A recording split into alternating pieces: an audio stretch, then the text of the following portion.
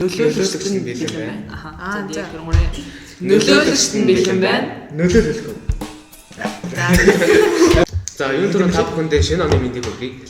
2026 он төлөөсөнтэй холбоотой нөлөөлөгч баг одоо ингээд бичлэгээ хийх гэж бэлэн болсон байна. За өнөөдөр бидний ярих сэдв бол эрүүл амьдралын юм. Тэрээс авсан. Тэгээд тэрнийхэн бас яг эрүүл амьдралыг бүтээхийн тулд бас хоол гэдэг зүйл маш том юм зүйл байгааг юу нь л хоорондоо ярилцсан сэдв. Тэгээ энэ дотроо бас хөрхөн нэлээ олон жижиг дэг сэдвүүд байгаа. Тэгээд нараа бас хоорондоо өөрсдийнхөө бодлыг панелист наяар юу нь л яриад явж байгаа. Тэгээд шинэ он гарсантай эхлээд шинэ би миний тиймэрхүү юм хүн болгонд байгаа явж байгаа шүү дээ. Тэгээд тэрнтэй холбогдуулаад бас магадгүй энэ бас танд бас шинийг илүүлэх болоо гэж бодож байна. ер нь бол тэгэл эрүүл амьдралын хэв зуршил хоолтой ер нь хоолны зуршилтай тэгээ хоолны дадалтай шууд холбоотой байдаг баг. Шууд хамааралтай. Тийм. Ер нь тэрийг бол би яг үнэхээр биеэр мэдэж чадсан. Яг 100 бол яг эгч дээрээ байхад бол юу ч хамаагүй иддэг байсан л да. Ялангуяа бэлэн гомын аяга хийддэг байсан. Тэгээд манайч аяга захлахаараа л амар бэлэн гомын хамт ингээл шөнө орой 11 цаг болсон ч гэсэн ингээд айн өсөд энэ хамт гомын идэх үгээл иддэг. Тэгээд ер нь бол яг очин Джейсонтэй ингээ багтахгүй болоо буцаж байгаа байхгүй юу? Ер нь бол 2-3 сая явсан бол тэнцээ байсан эрдэнэтэйс нь. Тэгээд яг үнэхээр ирээд за тагалцтай гэж яг үнэхээр мэдэрч байгаа мөртлөө ерөөс дасгал хийхгүй байсан заяа. Тэгээд гэртээр яг гэрийнхаа ингээ шүлтэй устай хоолыг идээд яг нэг тиймэрхүү юм бэлэн гомь идгээ болцсон чинь зүгээр шууд яг нөгөө нэг шалдан гоён дээр багтахгүй байсан жинс шууд дотор өмдтэй ноос өмдтэй шууд орж марах шин. Ер нь бол хоол бол үнэхээр яг шууд бол анзаарч ирлээ л дээ. Тийм.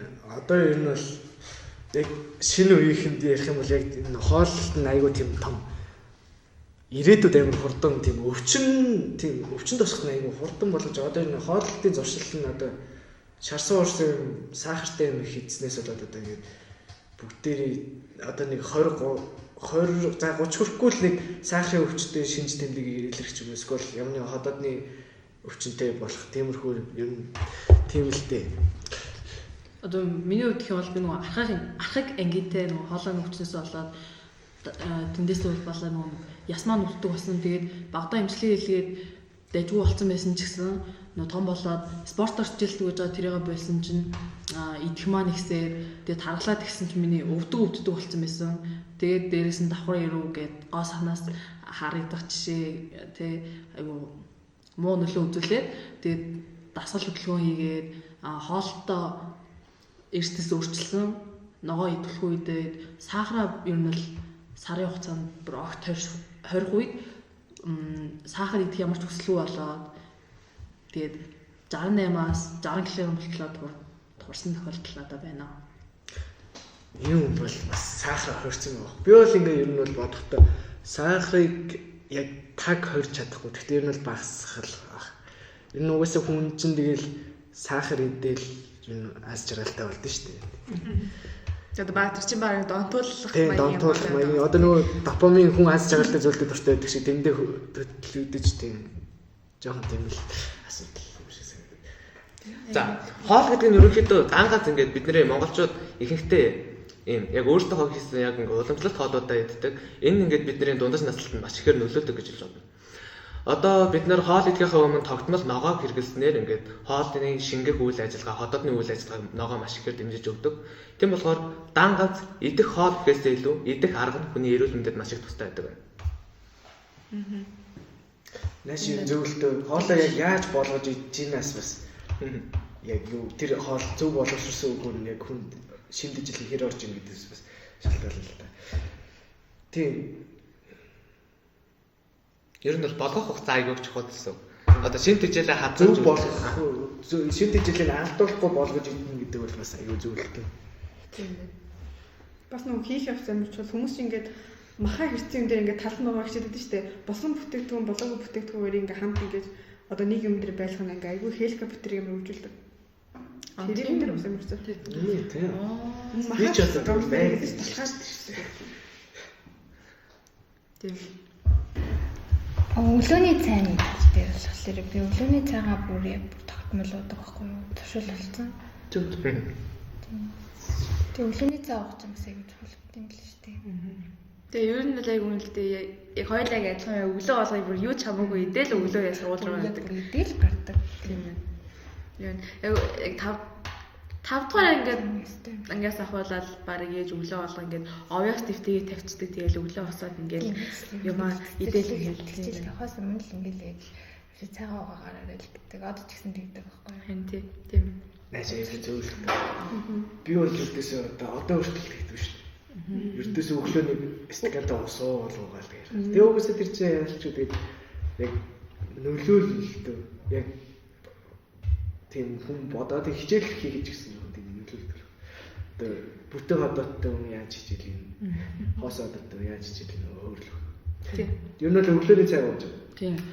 Намайг бас ингээл өглөөний цай уугаад гар гэж уул наав гэж дандаа хэлээ. Тэнгүүд би яг оройн өчигдөр оройн 8 их мэдсэн болохоор өглөө юм цатгалын ерөөсөө үйдэх хүсэлгүй байдаг гэсэн ямар ч гоё болсон. Тэгээ өөрөө эрүүл амьдрал юм аялтай болох гээд орой бага мэдээд өглөөдсөн чи яалч юм өсөөд тэгээ хичээлдээ хоцорч исэн ч гэсэн обвиасаа идчихээ. Тэгээ манай ээж бас аюу гоё тийм эрүүл олно тэгээд хэлсэн чинь аюу идэх хүсэл аюу төрдөг юм байлээ. Тэгээ тэрийгээ дагаад миний ходоод жоох өгдөөд гэсэн чинь болсон. Тэгээд ээж чинь сая ингээд гоё эрүүл хоол идэж хэлж байгаа гэж хэлсэн. Нөгөө гэр бүлийн нэг хүн л яг нэг хөвчлээ өөрчлөх юм бол тий гэр бүл нь тэр чигээр өөрчлөх. Бүгдээрээ нэг таваанаас юм идэх болохоор. Тийм ээ. Манай ээж бас нэг хэсэг ингээд маха чанаад дээр ингээд байцтай ингээд бүр яг дандаа нэг тийм ингээд баг таагч жилийн хугацаанд эзэм мах нэг хэдэн сарын хугацаанд.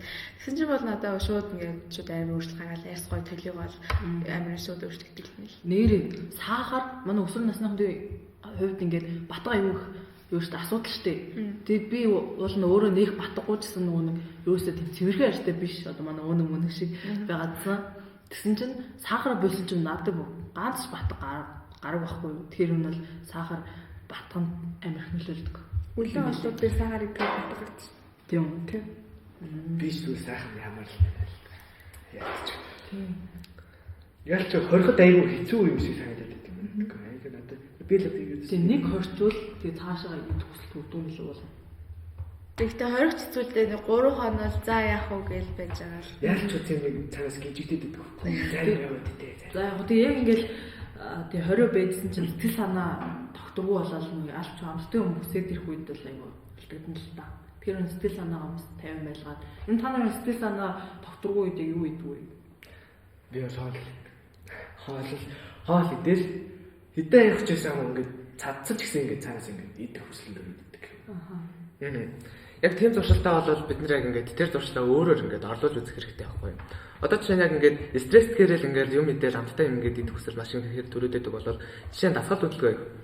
Одоо ингээд дасгал хөдөлгөөн хийснээр хүний ингээд бие ингээд организм ингээд цаанаас ингээд өөрийгөө эмчилж идэг. Тэгээ тийм болохоор ингээд тоолтон дээр хүртэл ингээд маш их нөлөөтэй. Сэтгэхгүй хувьд ч гэсэн маш их өөрчлөлтөнд орно гэсэн үг. Тийм болохоор та бүхэн хамгийн түрүүнд буруу зуршлаа дасах ингээд засах оролцох их хамгийн чухал байна шүү. Ингээд одоо ингээд хойшлуулаад за ингээд маргааснаас нөгөөдрөөс гээд ингээд цааш нь хойшлуулахаас илүүтэйгээр яг ингээд өнөөдрийн өөртөө хандаж хэлээд өнөөдрөөс эхлээрэй гэж та бүхэндээ зөвлөмөр байна. Ястаа гоё биш. Эхлээс дугаасаа хамгийн хэцүү нэг. Тийм эхлээс хамгийн хэцүү гэдэг тийм тэр бол айгүй шүү. Ердөөсөө эхлэгээл эхлэж чадахгүй одоо хэдэн жил ч амьдэрч. Би болохоор нөгөө сэтгэл санаа тогтворгүй үедээ яг хүмүүс надад итгэдэг юм. Яг би өөрөө нэг ном уншдаггүй гэсэн яг нэг тийм сэтгэл санаа тогтворгүй үедээ одоо нөгөө хувь хүний хөгжлийн ном юм уу эсвэл нөгөө догбог эдмэр байна эсвэл хөхмөр ингээд зөв ном тэдрийг ингээд уншдаг байхгүй юу. Тийм бас арга байж болно. Эсвэл хүмүүс нөгөө уурсан үедээ ч юм уу ашиглахын оронд гэрээ цэвэрлдэг, аяа угаадаг. Тийм гоё зөвшөөрлөд өөртөө бас Нөгөө гоё үнэтэй боогоор хуцаа уух юм сэтгэл сайхан. Тийм. Тэр бүр нэр аим гоё. Хуцаалагчд шүү дээ. Тэрийг аим гоё үнэтэй ууцаар надад аим гоё санагдав. тийм яг. Одоо би ингээд амар олон хүнтэй болохоор стресс төцөг нэг тахуулсан мэтлэг аим цаанаас стресс яваад. Тийм болохоор ингээд гэрээс үлэхээр ингээд тэгэл цаанаас аим гоё шүү дээ. Би л яг тийм үед яг юм хийдэг. Одоо хүнсний ногоо бол бидний бид яалч уу зайлшгүй хэрэгтэй амин юмуд байдаг. Жишээ нь луунд би бол юм болгосон үед нь бол аюу дургуй байдаг байхгүй юу. Тэгээд гэтээ хичнээн дургуй гэсэн тийм нөгөө нүдний хараам хэрэгтэй витамин байдаг болохоор энэ бол идэх хэрэгтэй. Тэгээд яг болгож идэ тэрээс авж байгаа ер нь ингээд юм витаминууд нь хэм одоо яг хүн шимэж байгаа тэр шимэж байгаа тэр шин тэжээлүүд нь ер нь бол яг яаж тэр боловсруулсаар ингээ ганхан үйсэн шүү дээ ер нь л хэрхэн идэхээс бас шалтгаалж байгаа гэдэг тэрэн дээр бас нэмж хэлвэл ер нь бол авж байгаа яг хөө тодорхой хэмжээс хоол хүнснээсээ ингээд ийм шин тэжээл авж байгаа мөртөө бас хажуугаар нэмэлтээр бас бүтээгдэхүүн хэрэглэл илүү юм бүрдэлж өгөх юм болоо. Тийм. Эцнээ бид нэр хэрэгтэй хоолнуудаа идээд байдаг гэсэн дараа амин дэмийн шинжилгээ өнгөд дутуу гарч ирдэг. Тэгээд ялчгүй тэр дутуу амин дэмээ уух хэрэгтэй болдог. Энэ гэхдээ яг хүнсний чанаас хамаардаг байж магадгүй. Нэмэлт витамин хэрэгтэй. Үнэн яг тэгээд тийм нэмэлт витамин хэрэглэхгүй хоол хүнсэд болоод идэгээс. Одоо яг болохгүй хүнсний чанаас Тийм. Ер нь бол органик байгалийн бүтээгдэхүүнүүдээс илүү их ингээд витаминлэг чанараа амин дэм, эрдэс заавал хамаагүй өөр нөлөөтэй гэж би боддог хувь да. Нэг нэмэлтээр витамин хэрэглэхээр яг ингээд үнэн зөв тийм баттай 100% гэдэг нь бол ямар ч ингээд тодорхой биш. Яг гэвэл нэг химийн аргаар гаргаж авч байгаа ч гэсэн яг биднэрт яг ингээд органик байдлаас ингээд хүнсний ногоо, жимс-жимсгтнээс авч байгаагаас илүүтэйгээр яг өгч чаддаггүй гэдэг нь маш их сонирхолтой асуудал. Тэгээд энэ талаар хүмүүс их ярьж байна л та. Ингээд энэ ингээд яг бодит үнэн биш зүгээр ингээд хүмүүсийн яриа шүү гэдгийг та бүхэн ингээд анхаараарай. Ер нь бол ингээд энэ витамин эрдэсийг ингээд капсул маягаар эмийн хэлбэрээр авах нь ингээд бараг 80% бизнес гэж яриад байна. Энэ талаар та бүхэн яг гэж бодсон. Тэгээд таамагнаас бас ер нь бол витамин уугаад үр дүн гарч ирсэн үү энэ талаараа. Би бол 3 жил дараалал өндөр болох витаминээс нэг цэц өдрөсөг. Герман, Солонгос, Япон гэж өндөр болсон. Надад сая яг энэ зүүн заяа. Яг энэ зүүн хичээл аваад эрдэнэт яваад нэг юм шахмал юу ус юм аа. Төмрийг хэлбэл ус байхгүй. Тэгээ өмнө нь ингээд айл 8 дугаар ангиасаа хойш ингээд тасалдуу ингээд угаал идэг гэсэн зөө. Ингээд нэг хэсэг болоод хахиж угаал. Ерөөсөө ингээд үр дүн байхгүй. Миний гар хөл ингээд бүр амар хүүтэн байдаг гэсэн юм байна. Тэгээд энэ зүүн бүр яг үнэхээр бүр 3 сар тасалдуу уусан чинь ингээд хичнээн хүүтэн байсан гэсэн миний гар амар дулаахан тэр бүр ингээд амар анзаардаг гэсэн юм байна. Тэгээд яг тэр чинь хичээл орж байхад миний гар тийм гой дулаахан болоод тагс гарахаагүй тийм цусандах яг нөгөө нэг төмрийн одоо агуулмжны болж байгаа гэсэн чинь гадаас тагс нэмэлтээр юм уугод. Тэнгүүд яг хүний цус 3 сарын хугацаанд тагс шинжилдэг гэж байгаа шүү дээ. Яг 3 сарын хугацаанд гой дулаахан байж байгаа л буцаад цусад шинжилдэг ирэнгүүд тэр нөгөө нэг өмнө байсан төмрийн бэлгэнүүд нь байхгүй алга болсон юм яас гэдэггүй буцаад яг миний гар хөлийг аймууд юм байдаг буцаад Бөөсийг тийм асуудал хийгүүл төмөр ууж үзээд үү тий. Тэгэхээр бас амар хүүтэн байдаг. Тэгээ бас хоёр талаараа яригдахаараа яг үнэхээр ийм нэмэлт бүтээгдэхүүн яг үнэхээр ийм хэрэгцээт байна уу эсвэл үнэхээр ингээд тэр ингээд бизнес болгож чадаад байна уу гэдэг л юм л та. Тийм. Ер нь бол айгүй хоёр талтай. Зөв ууж ирэх гэдгээс шалтгаалж. Яг зүгээр шууд гэхдээ өсөлтийн витамин сайн ингээд уугаад өсөөгөө гэхлээр би бодлоо. Өсөлтийн витамин чинь ингээд уулаа гэж шууд өсөхгүй байхаа. Би зүгээр нөгөө өсөх одоо гормоныг илүү ялгаруулад тэр үедээ гормон ялгарсан үедээ өсөхөд хэрэгтэй тийм сонголт дасгал масгал хийсэн бол арай өссөн байх магадaltaй гэж би зүгээр бодсон юм л да. Тэгээд би нэг эрдэсийн шинжилгээ өгсөн чинь миний үс хүнс унаад нэмэрээд эрдэсийн шинжилгээ өгсөн чинь юу гэдэг вэ?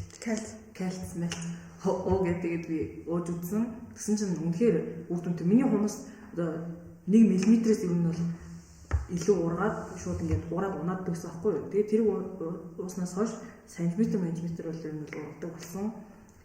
Тийм бас нэг бодлоор үр дүнтэй эсвэл бизнес болгосон витаминууд гэсэн бас аюул байдаг. Гэтэ энэ бэлтгэл чинь таарахгүй гэж би юм шиг л шүү дээ. Нэг хүнд нь таарах, нэг хүнээс таарахгүй юм шүү дээ. Манай бас нөгөө сая нойр хүрхгүй байна гэж жагаад магний уусан байхгүй юу? Магний уусан чинь ингээд шууд нойр хүрдэг болдог тийм. Тэгчихсэн. Тэр ер нь бол нэмэлт бүтээгдэхүүн үр дүнгээ өгдөг баха. Яг нөгөө тэр хугацаанд уух хэрэгтэй бол хугацаандаа яг ингээд өдөр болгон тогтмол уух юм уу? Тэгээс жирэмсэн хүмүүст яалтчгүй хэрэгтэй байдаг баг тий. Яалтын өсмөс нь унаад ирэнгүүт яг юу ихээ мэдгүй хаад витамин ууж байгаа гэж бас нэг өдрийн сэтгэлээрээ энийг уугаад байвал зүгээр болно даа гэж бодох. Тийм бас сэтгэлээр юм тий.